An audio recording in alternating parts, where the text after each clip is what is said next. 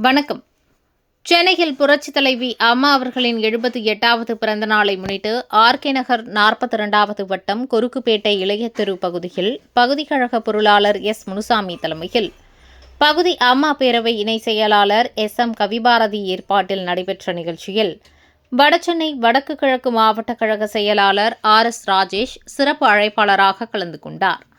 அவர் புரட்சித் தலைவி அம்மாவின் திருவுருவப் படத்திற்கு மலர் தூவி மரியாதை செலுத்தி அப்பகுதியைச் சேர்ந்த 178 பெண்களுக்கு இலவச சேலைகளையும் 750க்கும் மேற்பட்ட பொதுமக்களுக்கு சாதம், சிக்கன் குருமா, இறால் தொக்கு, முட்டை என அசைவ உணவுகளையும் அன்னதானமாக வழங்கி சிறப்பித்தார்.